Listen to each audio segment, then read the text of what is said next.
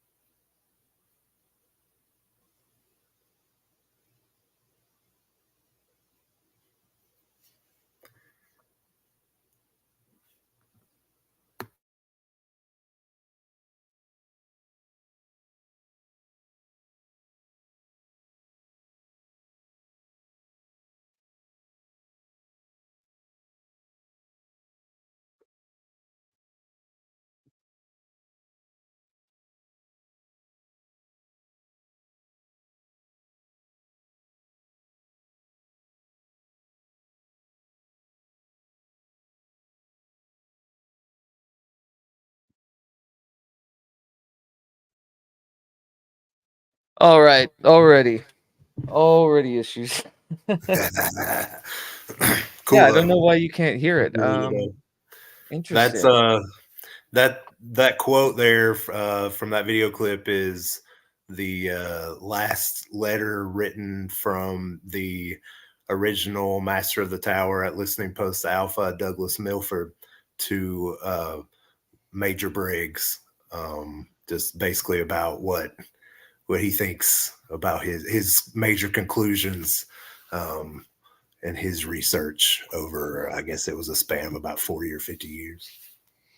Yeah, so yeah, that was a strange, I don't know, StreamYard hiccup. I could hear it. I tried unmuting. I don't know. Okay. Maybe it wasn't meant to be, but also the copyright gods must be at work, but Uh-oh. doesn't matter. I'll splice it in later. All of those that are watching could read the quote. I think that's the most important thing were the words. Um, yeah, so welcome. This is a listening post alpha liminal stream. I am here with the venerable Agent 111, Mr. Bob Ra Nana. Good to have you again, sir. It's a joy to be here with you today, Keith. Agent Yeah, and 333. yeah, Agent 333, proud of the Coronzon variety, right? Yeah, we were Absolutely. talking earlier that just in my kind of space and environment, this is all but too on the noggin, I think, for me as of late in my own sort of mauve zone. And, we'll get to the Kenneth Grant and John Keel Yeah, kind of correlations and yeah, stuff, yeah. but I'm really excited to talk to you again. Sorry for those of you that are watching. I don't know what was up with the audio with that, but we shall try it again another time. Anyway, Mr. Barbara, you are going to be leading us as the, I would say the figurehead of this listening post alpha chapter, or our kind of convex idea of it, right? Right. Um, and I think if those of you who aren't familiar with listening post alpha, or our kind of generation of it, if you could give just a quick description, just a background. Well, I'm gonna go back, I guess, to what spurred all this. And January 1st, 2020, I had this experience that lasted about 10 days that I refer to as the ear apparent and totem. But it started with an experience I had where I was watching Firewalk with Me, which is the Twin Peaks film. It's a prequel to what you see on the season 1 and 2. We were watching a scene where there's a dead prostitute named Teresa Banks on displayed out, and they're doing an autopsy, and they pull a letter T from her fingernail. Now, it's believed that Killer Bob leaves letters of his name in each of his victims. His full name being Robert. So you've got like an like a I think a B, an R, a T, and an O that they cover in the series. But Teresa's the T, and when I was watching it, they pulled that letter from her nail, and I was sitting in front of a pile of cut up pieces of paper that I call the haunted and accursed pile, and I kind of made like a connection, instantly between the piece of paper being pulled from her body and pulling a piece of paper from the pile. And I just grabbed a random piece out, and it said, "See myself." Mm. And "see myself" equaled 141 by the ALW cipher, which also equaled Teresa Banks, the corpse, and all this other stuff. And I recently just looked into the etymology of autopsy, and autopsy also means like to see oneself, or Hmm. to have something revealed, or to see for oneself. And it was used to describe initiation, actually, in ancient Greece, which I thought was interesting. I just found that out like the other day, so I Yeah, had, the spy part, right? yeah, none of this, by the way, I knew. I had just started working with the cipher. I had just started really getting into Twin Peaks and David Lynch's work real heavy, and then it went on from there. So this sort of like incursion of Twin Peaks characters into my reality, coupled with this sort of like initiatic experience that couples up with certain Masonic degrees and the history of esotericism in total. It's just pretty amazing. And it's, you know, it was like I got a slow release pill, you know, and You got the drip. Right. Yeah. And it's just slowly been revealing itself to me ever since. And one of the things that I was commanded to do in that experience was to keep a journal. And so listening Post Alpha Journal is that journal. And lucky for me, I've had some friends to help along the way. I met some new people, you know, to help out along the way. Keats being one of them.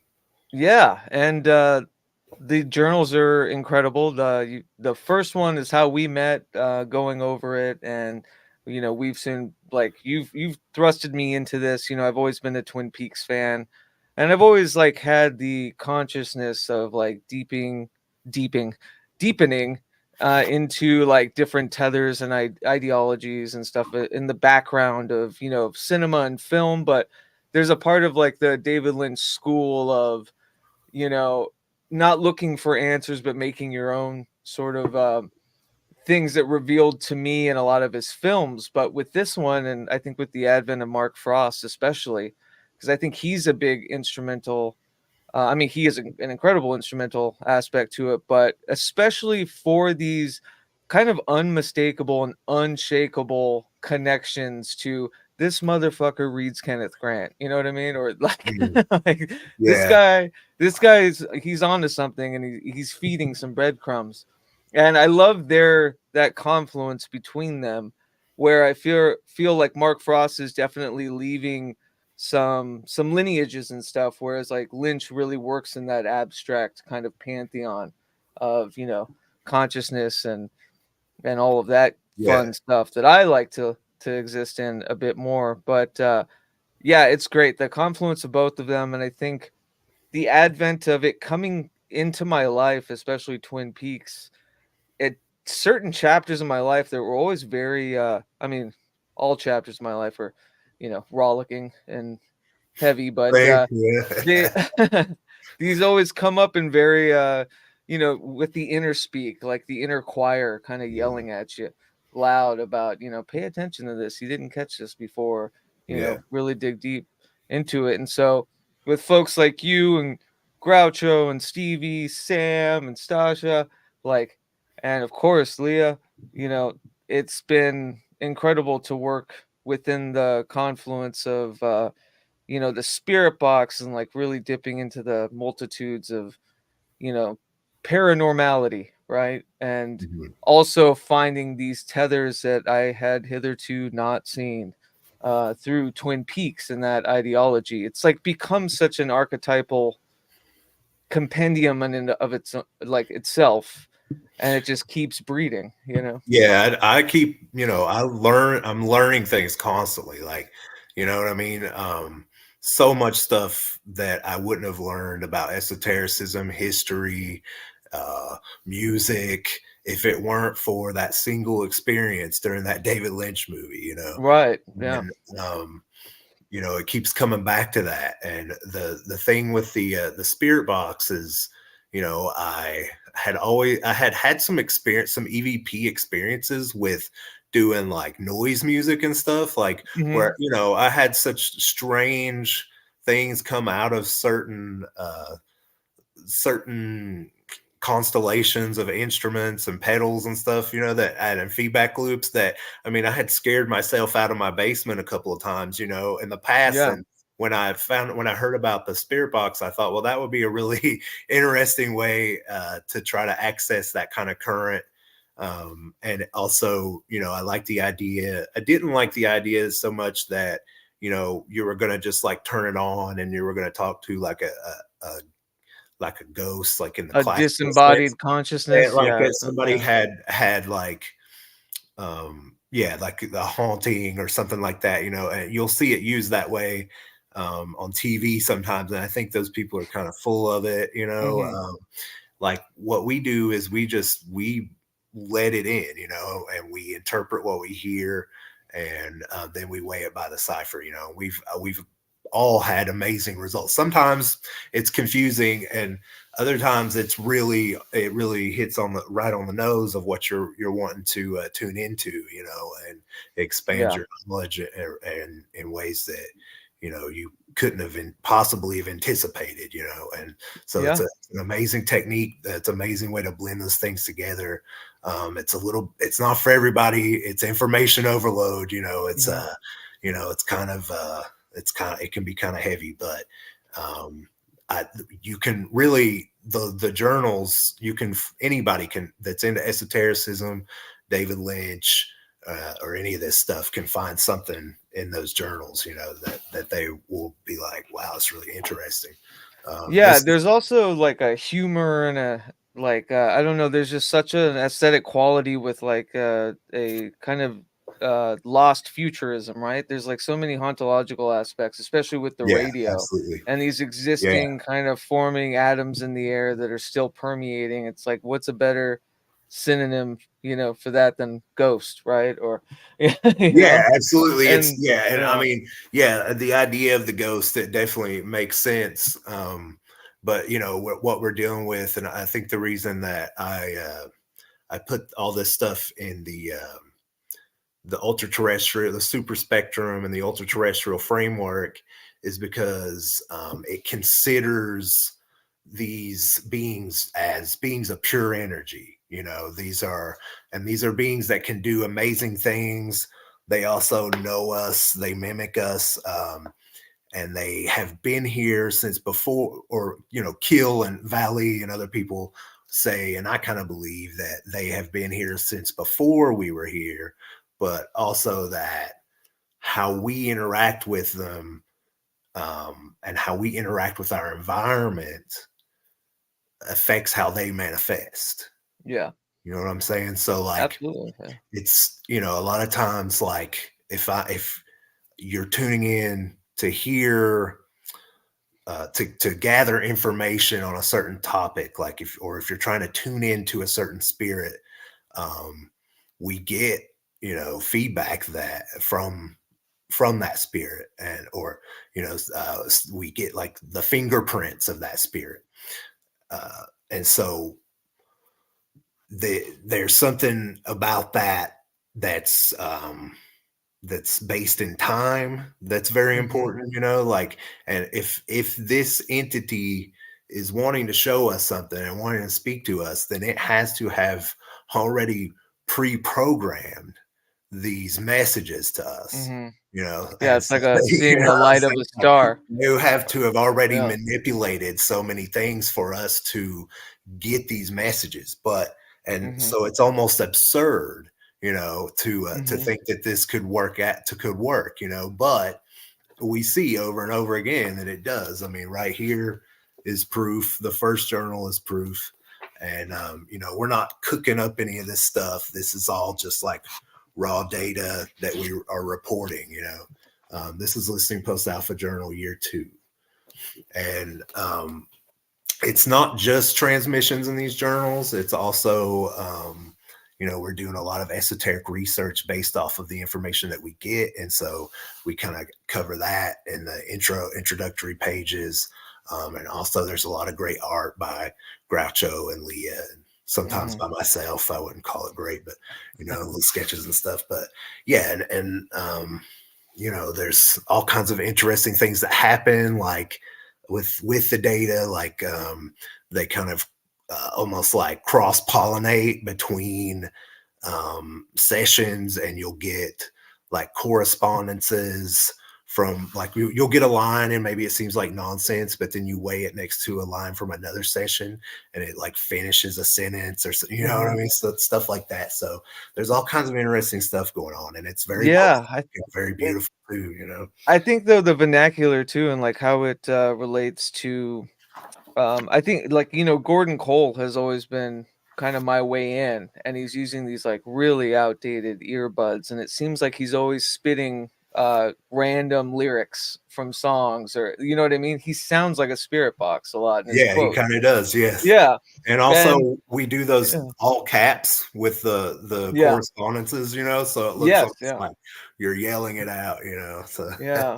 So which is pretty funny. use your smile as an umbrella or whatever. But yeah, but like and it reminds me of just how yeah, there's the prescience to it because of these kind of outmoded, kind of aesthetically driven ideas of almost like Cold War era technology. And I realize like that's almost kind of the paradigm of which I find like almost the most kind of resolute vernacular to speak of things of, Mhm. like the paranormal, like to speak in radio wave terminology, or to speak in signal flow Yeah, terminology, and like things from, you know even the 70s and the 80s of like how, just what the maxim was for understanding, this information we're pulling from the atmosphere.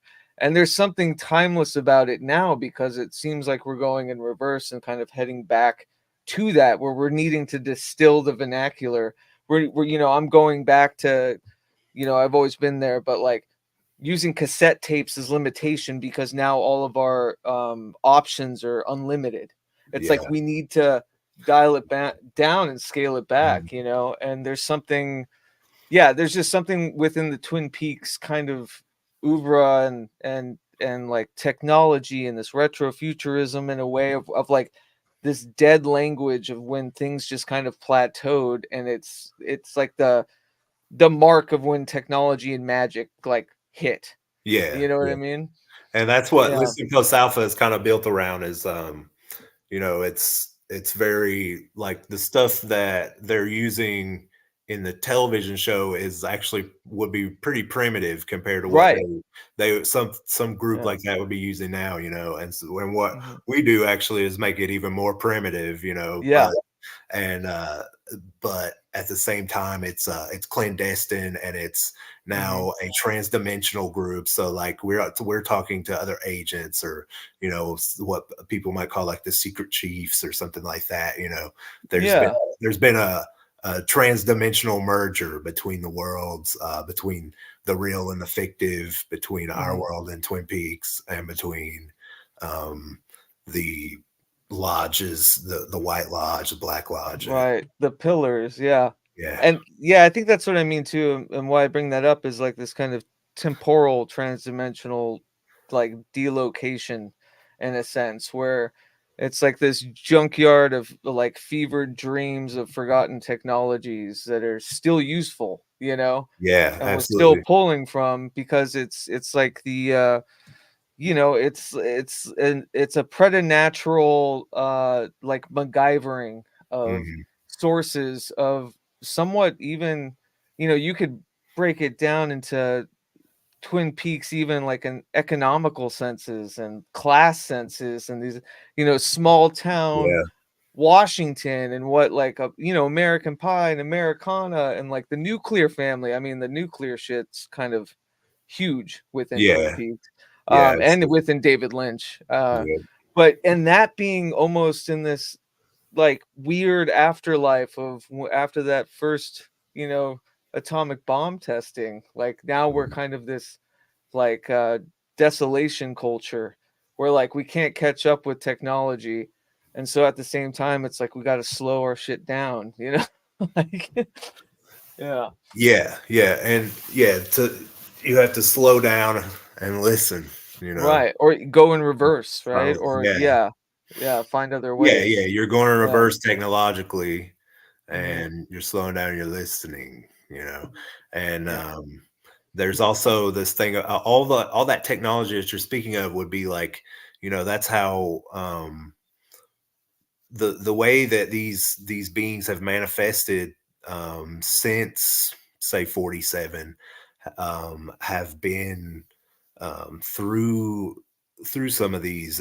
It's been basically either kind of like a manifestation of technology that's yet to be birthed, you know, Right. Yeah. or people seeing actual technology that's secret, you know. Sure. We don't have like the Or vernacular, or yeah, just kind of the like equitable lingo to yeah, yeah. distill it like we can other things, you know? And so the thing with Yeah. KEEL and the super spectrum was like we get colors, we get sounds, we get certain symptoms of like radiation Hmm. poisoning.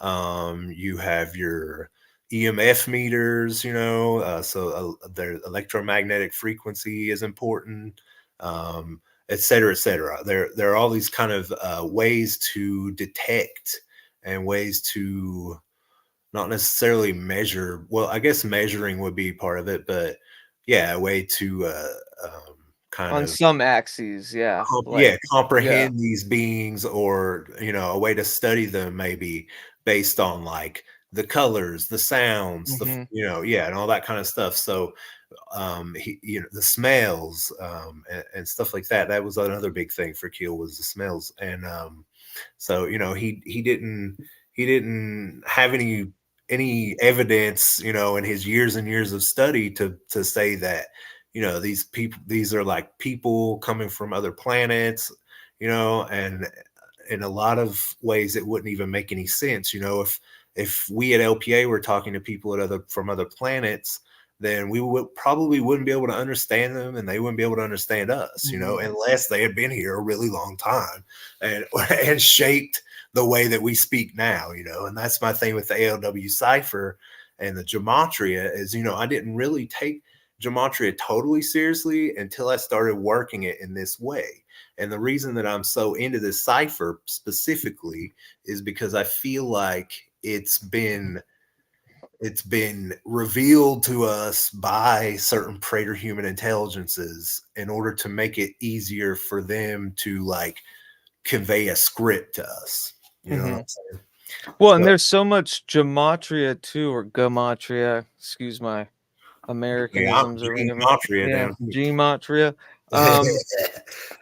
There's so much of it in Twin Peaks itself too. And it's like I think even Mark Frost talks about that, right? Doesn't he mention I didn't read The Secret Does he talk History of about Twin Peaks. gematria? I don't know I that he don't talks. know. He does say. I mean, Yeah. there's some stuff with Dougie Milford where he talks about how he's Yeah. studied numbers, pattern numbers, and stuff like that. And there's definitely like the big printout sheet that Major Briggs brings to Yeah. Dale Cooper, you know, when they have the synchronicity of the owls are not what they seem. It's kind of like a alphanumeric script, and in the Mhm. middle of it, it says the owls are not what they seem. So it's like they're using some sort of cipher to try to decode certain like vibratory messages or whatever that you know that they're picking up there at Right, right. Yeah. Lucid Alpha and Twin Peaks. Yeah, Yeah. And listening post alpha too, if yeah, you didn't mention it because it was wasn't that it was the post they made what was the war? Was the Cold War? it Right was before during the the Cold Cold War? War. Yeah, Yeah. during the 19. I think they 1983. Philip Jeffries and Yeah. Gordon Cole oversaw the building of it, and yeah, Dougie Milford took Yeah. over as the master of the tower for until he trained Major Briggs. Yeah. And like not to jump ahead, but all this alliteration in a way of we're talking about, even when I was mentioning this tethered kind of angular but academic route that Mark Frost is going, where you can kind of, if you dig deep, you see connectivity and you're like, oh, well, this, some of these ideas seem very kind of resolute to be from Kenneth Grant or whatever. And then whereas David Lynch is coming from that opposite pillar, right? The more Yeah. of the absurd, not going to tell you, not leaving breadcrumbs, doesn't care what you think of it. You know what I mean? And I He often think definitely about leaves that. breadcrumbs. You know, Right, right. I think you Yeah. definitely like in season 3 at least he picks up on all the esotericism and stuff Oh, yeah. And he that makes Frost fun of is it. laying down in the Yeah. books. You know, yeah, Yeah. I think, yeah, and he makes fun of it too. And Returns. And we'll get to Returns because like there's a lot of what we were talking about, like this kind of even what you were saying with the postfix of Spee, you know, the looking within, and like that entire season is that, and it almost in a, you know, distemporal way of See like, myself, the yeah, autopsy, you yeah, know? Yeah. of the TV show itself, and Yes, like, will they absolutely. exist when the screen goes black, kind of a thing. Yeah. So, but what I'm trying to get at are these, like, you know, the pillars, right? And I'm sure it's been talked to death about, you know, Yeah, the the twin. Kabbalistic kind of, you know, and the polarities, right? White Yeah. Lodge, Black Lodge, and even I'm saying from the micro to the macro, just like Mark Frost as a creator, David Lynch as a creator, almost were, you know, these opposing pillars too Yeah, that kind of yeah. came together in that middle pillar, right? Yeah, absolutely. Yeah, Mercy and severity. yeah, Yeah. exactly. Mercy and severity. Yeah, Yeah, yeah. Yep. who's who? Yeah. And Twin Peaks would be like the actual show would be right there in the middle, you know. Mm-hmm. That's the thing about Dot. yeah, it's Yeah. the coffee and the cherry pie, you know, the Mm-hmm. like Lynch says, you know, that there's like this thing about bitterness and sweetness, you know, and you have to you bring them together in the middle. Yeah. I mean, and that's just been such my. There's almost been like an agnostic insanity about, you know, these emergent contrarianisms, like in within me, and then kind of I just see it everywhere now, and it is maddening to a point. Mm, Yeah, you know.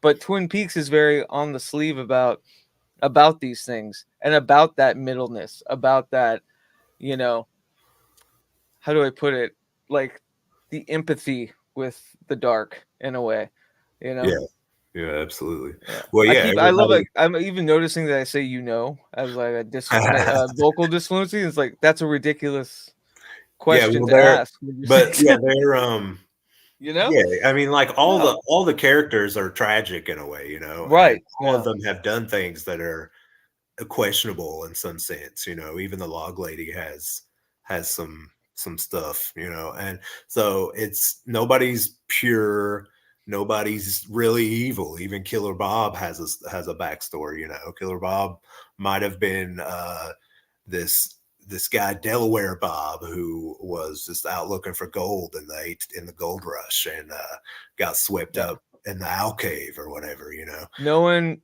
there gets out alive, you Yeah, know? There's yeah, something, yeah, purgatorial yeah. too about Twin Peaks And as it like is. Mike, you know, and Firewalk with me, you know, Mike is very much trying to hold a balance, you know, and there's something about that ring and Mm-hmm. getting it on Laura's finger that's very important. And it's, you know, Mike shows up at the very end, and you know he tosses that ring in, and she picks it up and puts it on, you know, and that's like the alchemical marriage that happens there is extremely important, Mm-hmm. and it's extremely important to Mike that she die, you know, Right. with that finger on, or with that ring on her finger, and Yeah. it's not that he's evil, it's So not, you know yeah, what I mean, it's that there's a balance that has to be struck there. red to white to black. Yeah. Yes, you know, and there's still something off, you know. Mm-hmm. And he's hanging out in the lodges, doing sorcery, trying to trying to like strike that balance, you know. And that's, you know, when he tries to send Dale back into Mr. C, and something happens, and well, what happens is the arms doppelganger, you know, the arm is also there with Mike trying to perform this operation, this magical operation from the lodges. And when Cooper tries to enter Mr. C, the doppelganger of the arm intervenes, you know. So, and then you have this whole, then there's a huge rift in Twin Peaks, and that's, you see all this terrible stuff starts bubbling up in Twin Peaks. And you know, it's I think what Lynch is probably trying to say there is that the problem really is that the desire to bring back Laura in the first place. You know, the desire to bring back Twin Peaks in the first place. You know, when something's dead, you should let it rest. You know, Yeah, celebrate it, but yeah, you can celebrate it and give offerings to it and love it for what it was, but to bring it back is to bring back Laura is to bring back all that suffering, you know. There's something so, I mean, her being, you know, wrapped in plastic on a, you know, just a shitty lake beach. There's something so Malkuth about it all.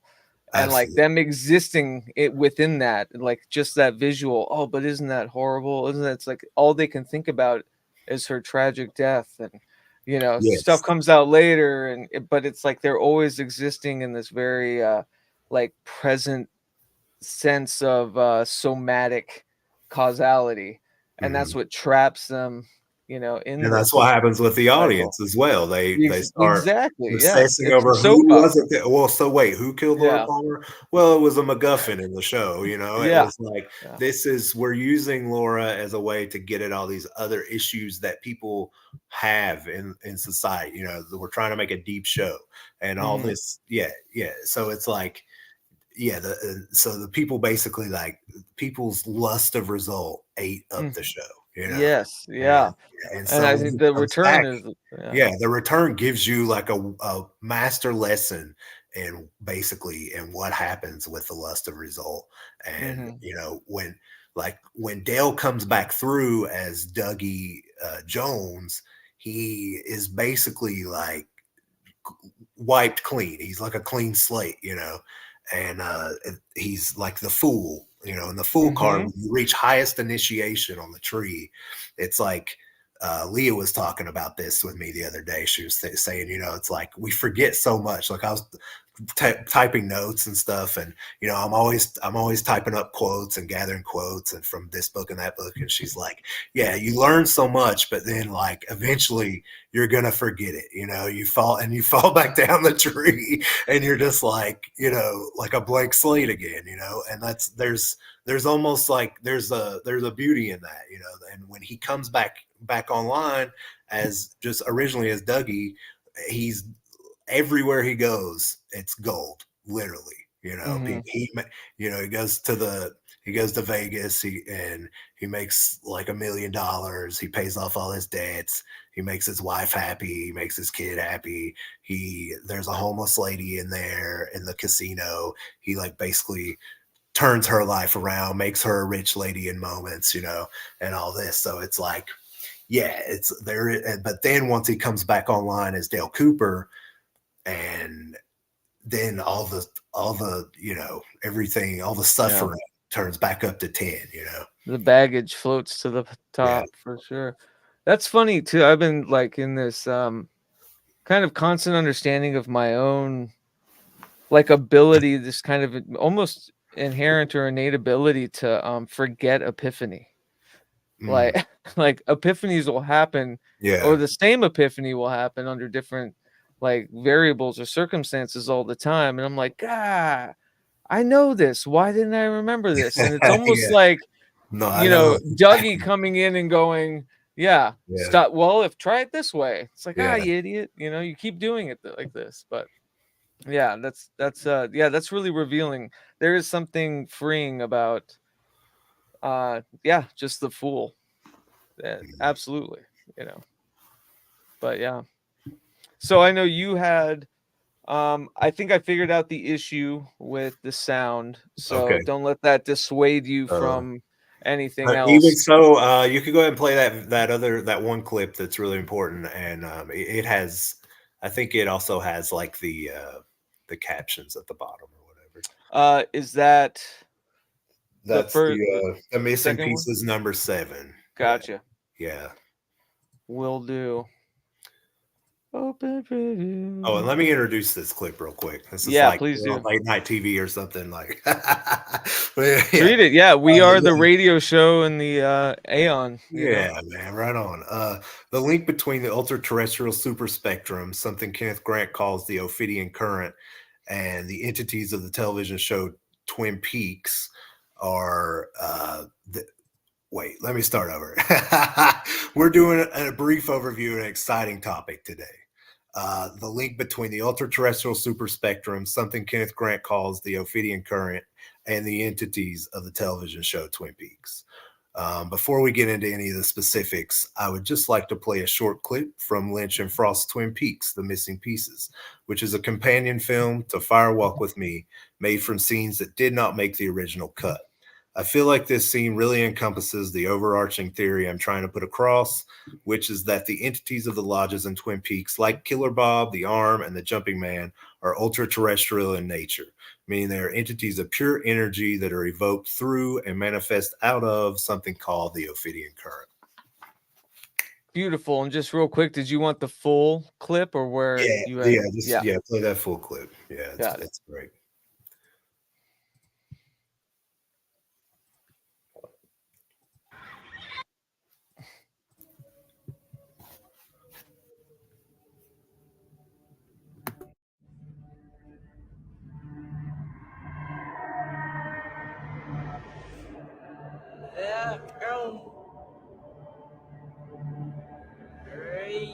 Reflects our image.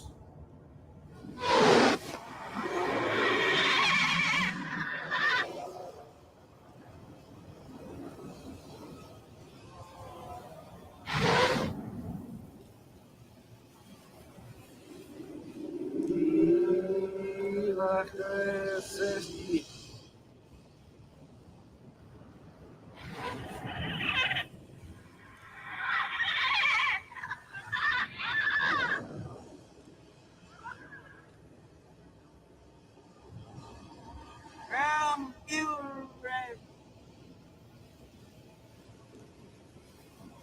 we have descended.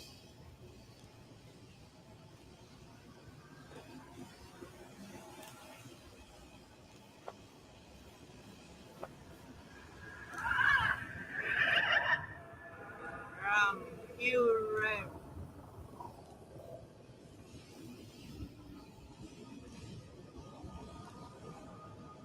we go find out. In the coast stream,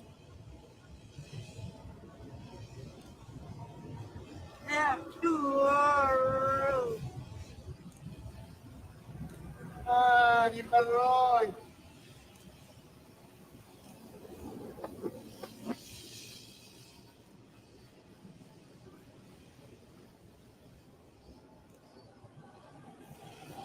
Darman Bozia.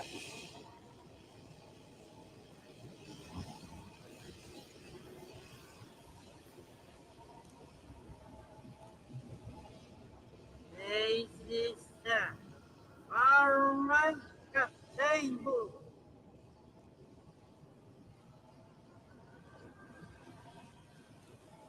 Hey, is this cover?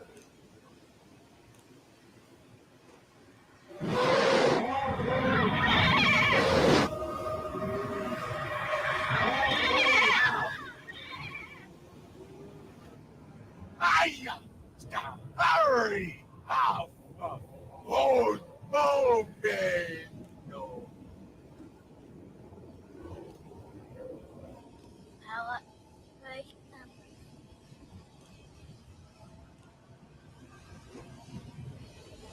This is strange.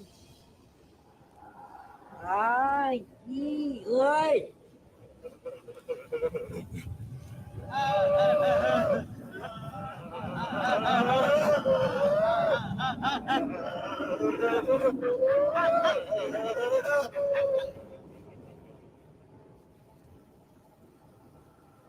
I rush with you.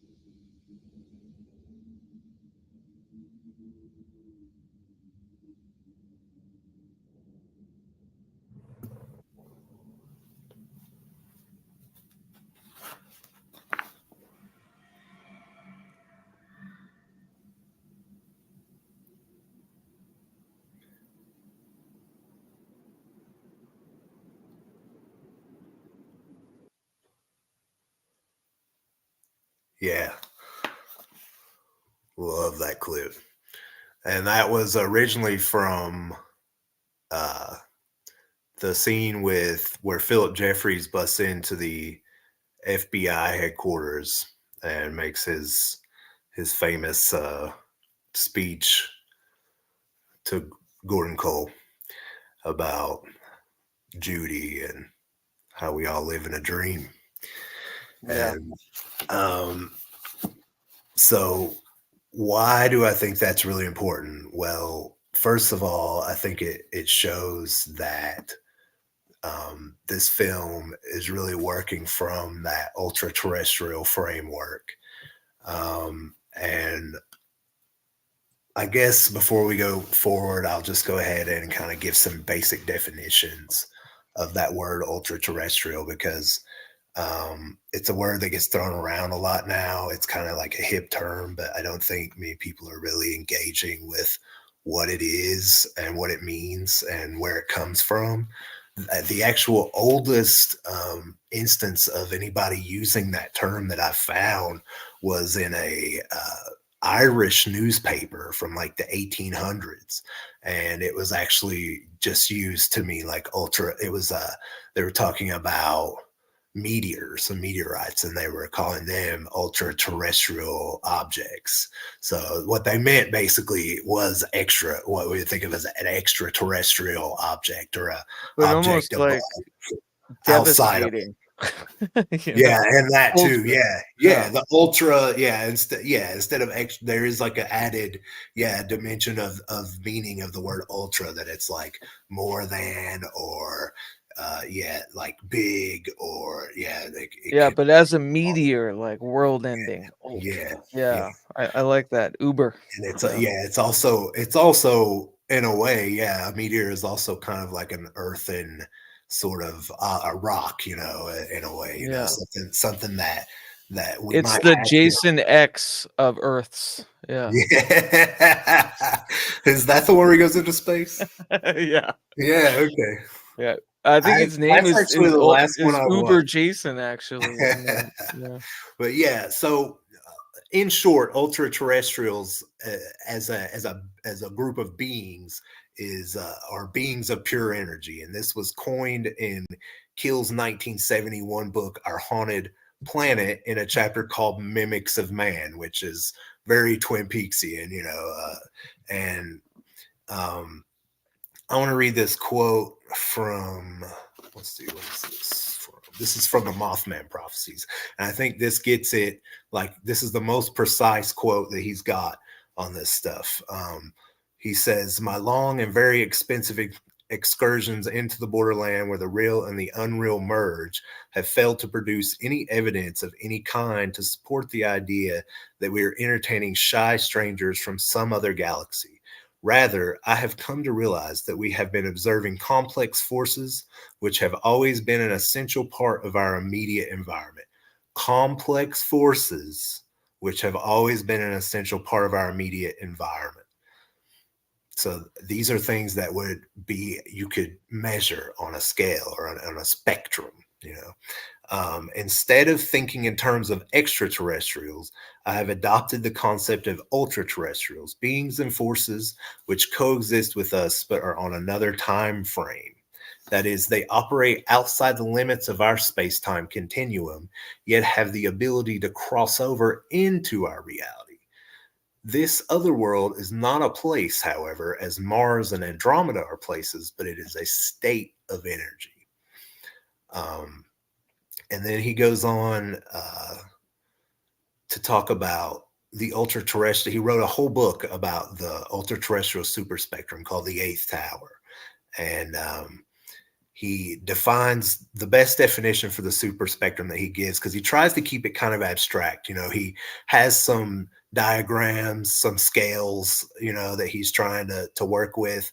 And I think he would have done better to maybe go back into occultism and to look at, the Kundalini correspondences and the Tree of Life and all that. But he, for whatever reason, he seems to have it out for occultists. But the ultra-terrestrial superspectrum, he says it's a hypothetical spectrum of energies that are known to exist, but that cannot be accurately measured with present-day instruments. It is a shadowy world of energies that produce well-observed effects, particularly on biological organisms. So we can see the effects of these energies, and we can see them manifesting through the energies that we know, right? But ultimately, we cannot get to to the actual source of, you know what I mean, of what's making these measurements. It's like the fathomability paradox. Yeah, this super spectrum is the source of all paranormal manifestations, from extrasensory perception to flying saucers, little green men, and tall, hairy monsters. It is hard to pin down scientifically because it is extra dimensional, meaning that it exists outside of our own space-time continuum, yet influences everything within our reality. And so you see this in this video, that in this clip we just played, that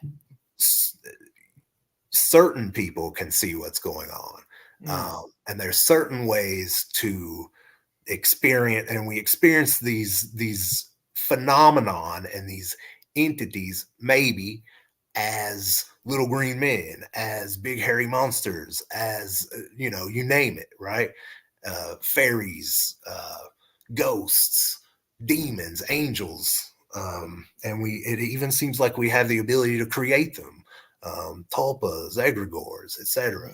You know, It also, I Yeah, gotta say, like Killer Bob in that scene is always, you know, the fury of my own momentum. Like that is the human condition. That seems like it's the vector of the human experience, is that, everything is I, is subjectivity. Like you've met me, at my most focused of self. And it's like, that is the egregore for the human experience, especially against these things that we can't understand or fathom.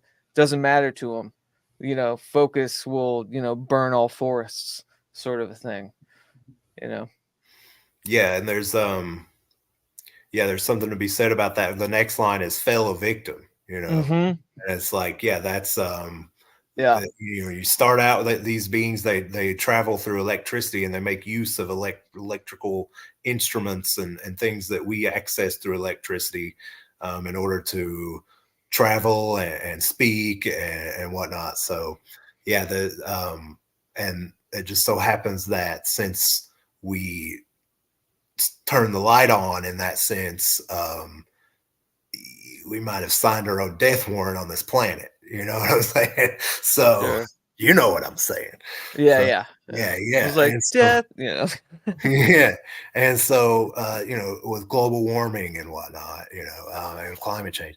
But yeah, so so Twin Peaks has a diverse population of these entities, and in this video, you see the woodsman, you see the arm, you see Killer Bob, you see the jumping man, who is the little guy with the white mask on. And I heard somewhere that David Lynch had actually told that guy, like, look, you're this is what you do, this is what you wear, you're a talisman, you're a living talisman.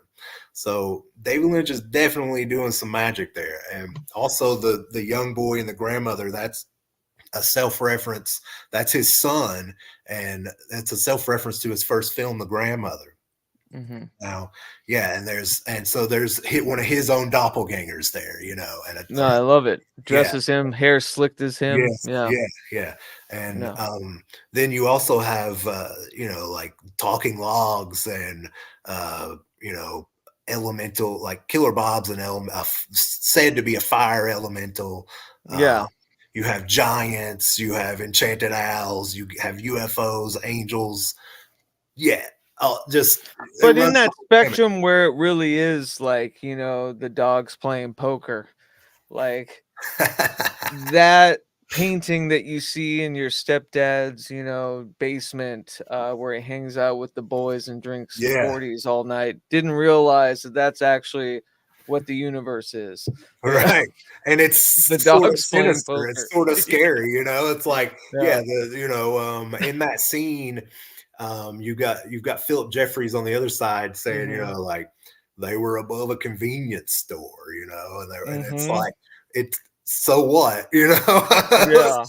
It's like, yeah, there were some dudes hanging out above a convenience store, but then you see what's on the other side, like who those dudes were and what they were doing, you know.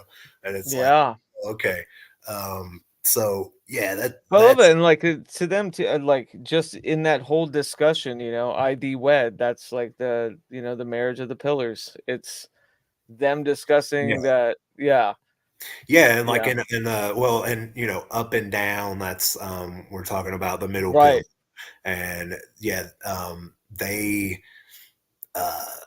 yeah, so if you think about like the Kundalini, Mhm. you know, from pure air. And so we're talking, Little wind. we're getting, Yeah, yeah, yeah. closer to what we're talking about with the Ophidian current, where it's like you're bringing in that pure air and you're making you're tearing down boundaries in your body and in, you know, in your metaphysical space. And suddenly you're more Literally susceptible. sucking in star ash. Yes, Yeah. yeah, that's beautiful. Yes, and Yeah. you're making yourself more susceptible to these sort of experiences, you know. Right. Yeah. And I was reading Grant right before we came on, because you know Grant, he's tricky as fuck, and Mm. that's why people get frustrated with him, is because he works with these very like, yeah, we'll just call them abstract concepts, you know, like he'll throw out a term. Self-referential Yes, abstract also concepts that, yeah, that yes. aren't spelled out in a book titled of Well, that concept, he has but like a somewhere else. Yeah. definition of the Ophidian current, and it's Right. Right. Right. like he has definitions at some of his books at the end, and they're kind of like they give you a little bit, but it's not, you know what I mean? And Right. he But like he mentions, distills like the Mauve zone yeah, in but another text, not beyond the Mauve zone, sort of a thing. right, You know what I mean? yeah, you have to read like all Yeah, of yeah, them to yeah. put Which to I love. put It's the together. micro universe, right? Yeah, It's the yeah. hypersigil. It's amazing. It's Yeah. amazing once you can just get in there and get into like one little concept and just travel around the trilogies and really it's you know, have a whole experience, you know, and really build new. I mean, he thinks it is a systematic thing, you know. It's not just like Mhm. a bunch of babble. But yeah, it's Yeah, like, it seems yeah, intentional enough for yeah. sure. He does veil things, you know, but Mhm. behind, yeah, I mean, you have to have a certain amount of knowledge, you know. It's like I've been reading Grant since I was, you know, a senior in high school or something, and Yeah. I'm just now 20 years later starting to really get him, you know, and it kind of makes me feel like real dumb. I'm inching You know, it's closer. like, I'm inching closer yeah, every day. uh, Every day. little pieces, you know, Yeah. which is great, and it's Well, it's yeah, funny because like that's the thing that you know I've understood about kind of this kind of kundalini energy or like the kind of communion with the serpentine, you know, chaotic quality of things. And it's in his writing too, and I feel that with like my writing where, you know, from a journalistic background, you're like, I want to make sure this makes sense to everybody. It's like, why? You got to organize some chaos. Like, yeah, yeah, you know, and you can't that's silence part of the yourself Ophidian by current, over yeah. explaining. Yeah. Yeah, you know, Yeah. and yeah, exactly. And that's never, like I said, you know, like with the See Myself event, when it Hmm. happened, I thought, I've got it. I know what all this is. I know, you know what I mean? And then it was like, then I find out that I hadn't even read Mark Frost books. I Yeah, no. hadn't even, you know what I mean? Yeah. And it was like, There's a whole tundra of shit. yeah, Yeah. yeah. And you know, I came out with all this writing right at the beginning during COVID, and COVID happened right after that. And I was unemployed and I had all this writing, and now I go back and I'm like, I don't know what, like I was just, you know, really trying to Do get you in there, feel like banging on we're the back door. again to like the fool though. Do you feel silenced by your own now Yes. understanding that And, you know, other it's like people were, yeah, it's like I always feel a little naked doing this kind of y- stuff, but I also know that like I'm propelled for some reason to do this, and it's important to get this yeah, stuff out. It's not that I'm like, it's all me, it's all mine, I'm the big genius. exactly. Like, Yeah, no, yeah, for these sure. are things that I've noticed in this from this experience that I Mhm. want to share. And everything that I tell you, any bit of information I'm giving you, I'm also giving you like my ignorance, you know. And if you And want, I want yeah, that bare brand spanking new, you know, glassy butt cheeked baby in the wind.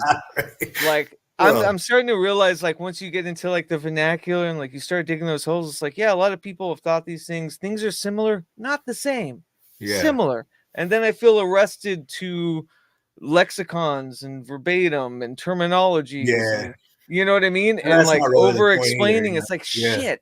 I yeah, rather I wish that it's like just let me get it out and go back and go, oh yeah, that is kind of like that. You yeah, know what I exactly. mean? And Yeah. that's what we're, and that's the whole thing that Keel's saying is like, Hmm. that's all we're gonna pretty much get at unless there's like this great revelation. You know what I mean? We can only get at what we've learned before and synthesize that with the new information. You know, and it's funny because the old information starts becoming new. You know, and stuff like that. It's like, yeah, we've definitely seen recently how, you know, I wanted to write off a lot of old esotericism, or just like kind of just, you know, stuff that I didn't really get the first time. I just want to be like, well, I don't need it, you know. And if anything, you know, the research that we've done is, you know, keeps leading us back to ancient stuff, you know, and Yeah. seeing that there is actually, my problem was that I didn't see the actual connection between like what was going on with the Golden Dawn Mm. and what was going on in ancient Egypt. I thought it was bullshit. And you know, there's a lot of, they got a lot of stuff like fuzzily, you know, it was kind of fuzzy, Yeah. their understanding of some of that stuff. But I don't think there's someone with a more refined or higher degreed merit badge than you about an epiphany you've had. You know what I mean? It's like, I appreciate yeah, that. no, like it's like how it comes to you and how you verbalize it. I think that's like, you know, that's the wealth there in Yeah, that. And it, yeah, it's just gotten, I mean, we can be here all day with just a culture and hierarchical yeah, understandings of, it's, you know, whatever. It's like, you know, it is not, it is the same essentially in the macro, right? you know, The yeah, yeah, 100 million light year yeah. degree Hmm. viewpoint of what we're talking about. And I do enjoy that. But I hope that everybody reads that or reads anything understanding that this is the micro coming from a, you know, a personal experience, not, you know, Yeah, in a web of, you know, academic standardization or hmm, whatever, you know what I mean? Yeah, I yeah, think it nullifies it, and that's what I love about Twin Peaks, though, about the lore too. Because yeah, it's not. I came across it a lot as a Twin Peaks fan. I'm just not really a fan of like things, and I think that's like I am, but that word like bugs me, and maybe that's more telling about me as a well, I think person. I'm the same way. I understand what you're saying. You Yeah, know, it's like that's why I yeah, was sitting there it became watching yeah, Firewalk with me with a mhm, bunch of projects in front of me. You know, right, yeah, yeah. that's where the confluence comes from, is the Mhm. fact that I don't usually, I do now, but I don't Mhm. usually focus on films. Yeah, when It's I was at the R&R Cafe, and I really enjoyed the guy that, he came from Missouri, he's a great artist, I forget his name on Instagram. I'll try to share it later, but, really great dude, but we had this whole debate on the last, like, night of Laura Palmer's life, you know? Oh, okay. And it was like, by the book, you know, she died on the 24th, and I was like, therefore, the 23rd was her last, Yeah. like, cycle or like, you know, day of you know, Yeah, and it yeah, was just, it got into this yeah. minutia because it was about what was written or Yeah, decided, written by, you know yeah, what I mean? what's Yeah, canonical. yeah, Yeah, but for me, yeah. I think that's great because like that's what I'm trying to push is like Right, right. Twin Peaks as a mythos, you know. So Exactly. but Yeah, yeah. people are so into it, you know, that I think Mhm. that's That's really fun. But yeah, and there's even something, in Frost, there's a karmic connection, because there's like some sort of like major log jam and a fire on that river or whatever, where that she washes up on, like 100 years earlier to the date, February 24th, Right. something, and so and then nobody's gonna know that if they haven't read Frost's work. So if you're that far, you're that deep in, you're starting to develop dogmas about Twin Peaks, like as a religion, Right. And that was funny to me, especially as, somebody that, born on February 23rd. It wasn't to say that, I wanted Twin Peaks Day to be my day or whatever. I just thought Right. it was so funny growing up. The people that I knew that were the 24th, like I always had issues with. Like, Oh, really? I had friends that were It's an born that accursed day, this weird I was like, yeah, of course she died on that day, Yeah, Of course yeah. they're stuck in this purgatory. You're welcome. Have that. No, I was kidding. Yeah, Uh, those opposite but like just that opposite argument things. of like, no, well, she died then. It's like, when do you think life ends? Like, what are we talking about here? Well, And it maybe just she didn't even die, yeah, there's exactly. that And like there's it that became this argument in the R&R cafe, not an argument, it was a that's spirited pretty kind of great, man. discussion, but it became this discussion about like, yeah, like what do we value life? Like, what is the last day of life? Do you think the act of death itself is the end of life? It just bridged all of these like amazing discussions, and you had the full pantheon of folks that really love Twin Peaks as far as like a pop culture thing, and they like it for that, and that's Mhm. beautiful and that's awesome. You have folks that you know dig deep into the lore and the mythos, whatever. You have absolutists about it. You have kind of egregorists about it, and it's just like it's bred this beautiful prism of weirdos and witches for sure. Yeah, Yeah. it's and what you're talking, and to go back to like the Ophidian current, and what I was Mhm. reading from Grant today is he was saying, thinking of it in a double current way, like going up and down. He associates it with Zayn or Zane and the Mhm. Lover's card, and Yeah. there's this AC/DC. yeah, Yeah. yes, yeah, that's funny because I heard AC/DC like 3 times today. Oh, yeah, I was thinking more of like I was waiting for it to like a come up. Jacob's ladder or Tesla coil, Yes, exactly. Yeah, Like, yeah, yeah. like an electricity arc. Like one time me and Leah we did this working with LPA where we turned on the same radio at the same time on my PA, and we both listened and recorded what we heard. And there were some points of intersection, but it was mostly different. But one thing that we both got was electricity arc, you know. Yeah. So Yeah. and then I didn't even realize at first that was called a Jacob's ladder, but it Mhm. was like, but all these, again, going back to these The esoteric, Ark of the Covenant. yeah, and in the Ark of the Covenant, which Yeah. is definitely, you're definitely, that's part of that clip that we just played. It looks Mhm. very much like they've got the ring sitting on top of the Ark of the Covenant, and you're referring back to even like, like King Solomon, and he has in the Solomonic, the Testament of Solomon, about the Solomonic, it's like one of the earliest Solomonic grimoires, I guess. You have to have the special ring. Right, otherwise you're melted or like Yeah, there's yeah. something acidic about Actually, handling it.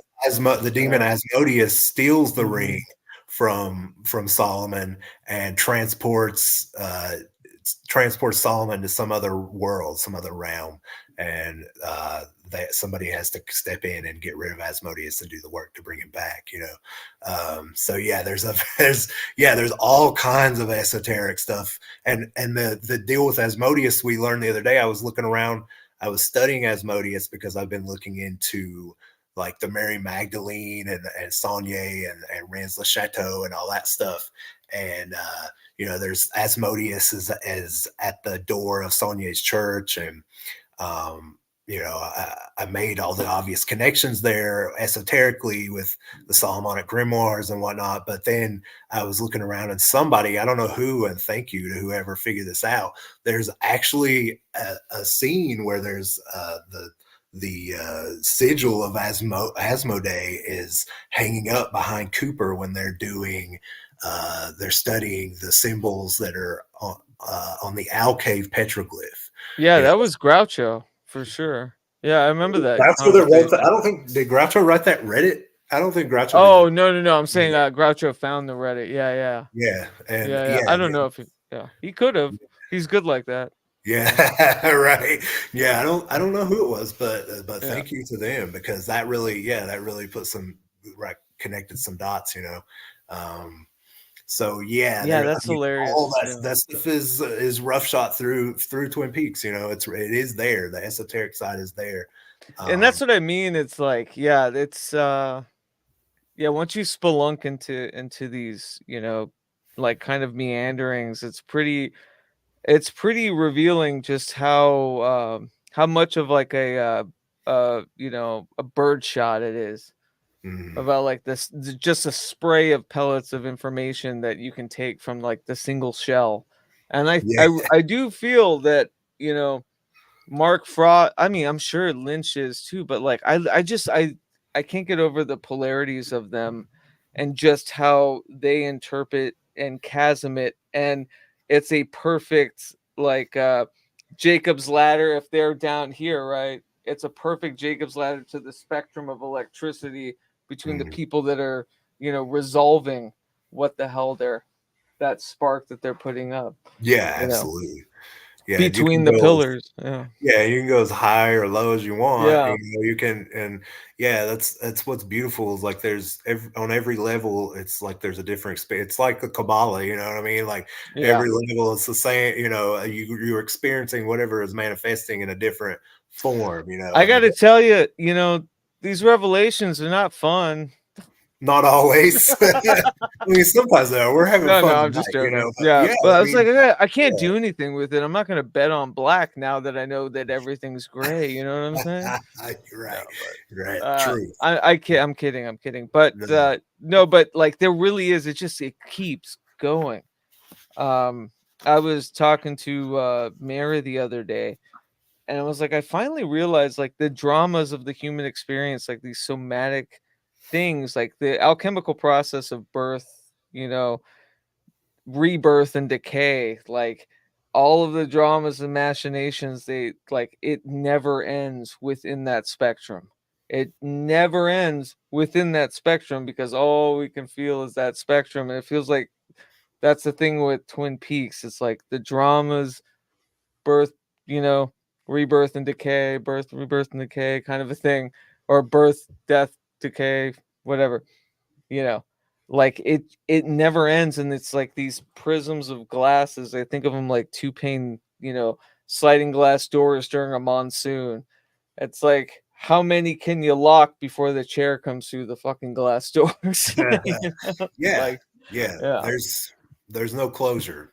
There's no closure. There's also no closing the circle. And it's great. And that's like somebody was asking earlier, and I think it was Oswald, brought up the transcendental thing with Lynch. But Oswald asked, maybe I can find it. It's like, is transcendental liminal?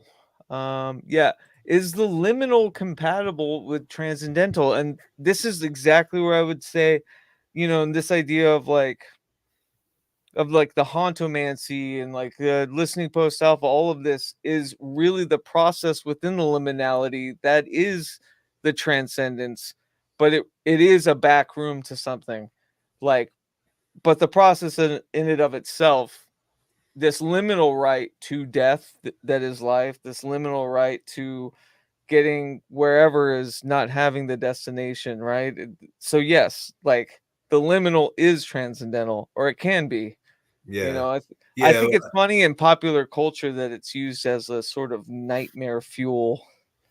The back rooms, the liminal, and it's like that. It can be that too. I don't think they're opposed. I think I think we experience the liminal as transcendental often, and in Yeah. transcendental meditation or meditation whatsoever, you get a feeling of both. And I think what's going on is you're getting closer to what your brain does when you die, maybe, and Yeah. so it's a preparation for the ultimate transcendence of our consciousness now, which is the death, the unknown, Yeah, it's the soul's fall from the jungle gym, where the dad comes over and goes, "You're fucked. We're gonna Yeah. have to figure something out, but it's gonna be all right." Yeah, it's Not that I ever had that. No, I'm yeah. just kidding. Yeah, but we're talking about techniques now, and Right. there's this with the Ophidian current. Grant constructs this big list of different ways to enact the Kundalini, or to awaken the Kundalini and a PEP. And I'm not going to read through them all, but some that we see. One is total concentration, absorption of the mind and its source, brought on by intense study or research. And another one that you see with Laura and a lot of the younger people in Twin Peaks is drugs and alcohol. Also shock, and you see that happens to Laura a lot. She's getting shocked a lot. The most shocking scene we see in Firewalk with Me is the scene with her and her father and Killer Bob in bed all together. I guess that's how I'm going to say that. But then you've got ecstasy, speed, magically controlled sexual activity is what he says. He also calls that, out of all these things, he calls that very dangerous.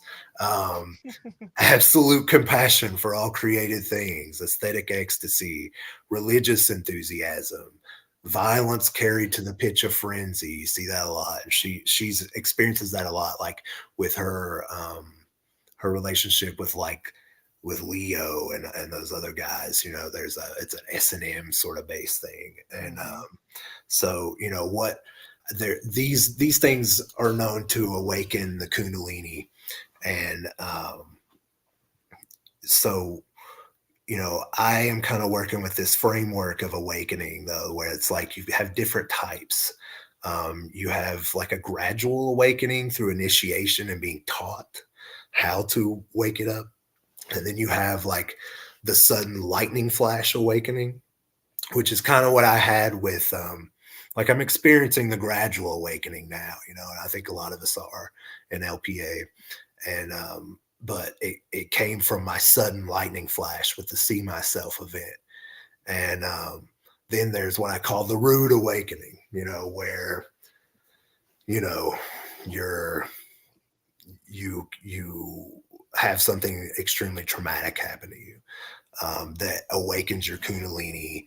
And then this is the classic problem with this kind of these techniques is that people get too wide awake, too much, too fast, and go crazy, blow all their circuits, and you kind of see that and also possession, it becomes a problem and things like that, so yeah, then right, the full fury of your own momentum.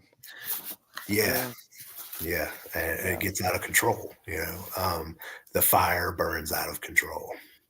It's a very dangerous fire, as the log lady says. And you see this in a few different scenes, in the scene with Laura and her father and Killer Bob. You also see it with when Philip Jeffries shows up at the FBI headquarters on the other side of that clip we just played, and he's kind of limping around, and he is confused and screaming stuff that nobody understands, and he's grabbing a guy, and he's we live in a dream, and us, I think I've kind of experienced that too. I think a lot of people that work in magic or work with psychedelics and stuff like that, they might have an experience where they just wake up, they're somewhere, and they're just yelling all this stuff at people and nobody really understands, and it's all very cryptic or whatever. But and at the other end of that scene, on the part that was cut is where he goes he's like taken back interdimensionally to some other space and time, like somewhere in Brazil or something, and another guy witnesses what had just happened. And there's kind of like a burn mark on the wall behind Philip Jeffries. And he's just kind of standing there screaming. And the guy on the other side, this Spanish dude is like, oh, you made me shit my pants. He's so freaked out from what he saw, Well, that's also a sudden awakening, Wait, I think I have it. Yeah. Missing pieces. Yeah, it's up there, like it's with that first clip. Should be, it might be. No, I got it. Yeah, it's missing pieces. Philip Jeffries, or let's do it. Yeah, Rocket Man. Love it. Rocket Man. Rocket Man. Let's see if I can even do this. I feel like every time, see, it's every time I've agnosticized my brain so much that every time feels like the newest. All right. Good. All right, let's do it. Yeah.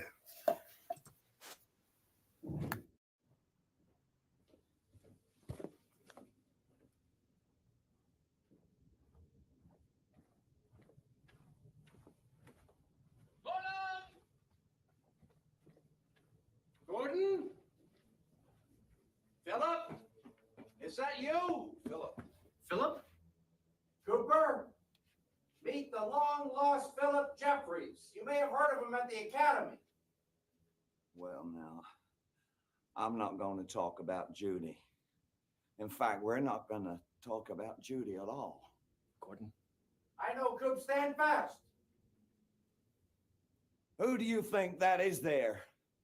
Suffered some bumps in the old noggin, eh, Phil? What the hell did he say, Albert? That's Special Agent Dale Cooper. Where in the hell have you been, Jeffrey? I sure as hell want to tell you everything, but I ain't got a whole lot to go on. But I will tell you one little bitty thing. Judy is positive about this. How interesting. I thought we were going to leave Judy out of it. Albert, sit down, Jeffries. Listen carefully. I've been to one of their meetings. It was above a convenience store. Whose meeting? Where have you been? Jeffries, you've been gone damn near 2 years.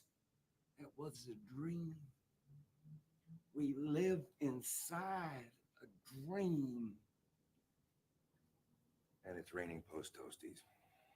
Hell, God, baby, damn no. I found something in Seattle at Judy's. And then there they were. And they sat quietly for hours. I followed.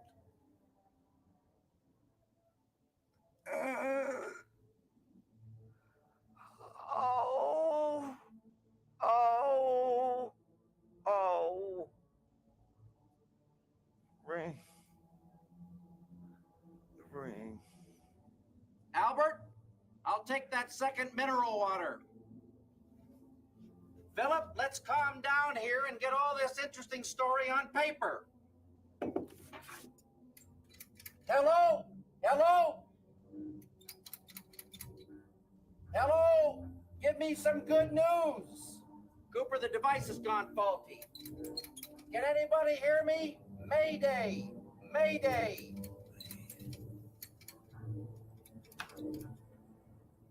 February 1989. What, am I alone in here?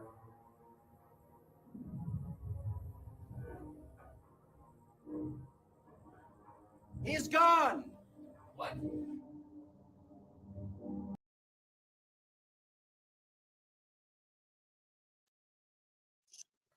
Oh shit. Yeah. Copyright got us. Hopefully it recorded. Let's try. I'll start a new one. I can start a new one. And we'll not play these. I'll add these later or something. But we won't have to restart. I'm pretty sure. What happened? We got shut down because of copyright. No, It kicked us off stream, son yeah. of a bitch. But you're recording it on here? Okay. Yeah. That's fucked up. I wondered if that would be a problem. I bet some fucker came in and like fucking reported. Probably. Shitty. Give us a minute. We'll reboot.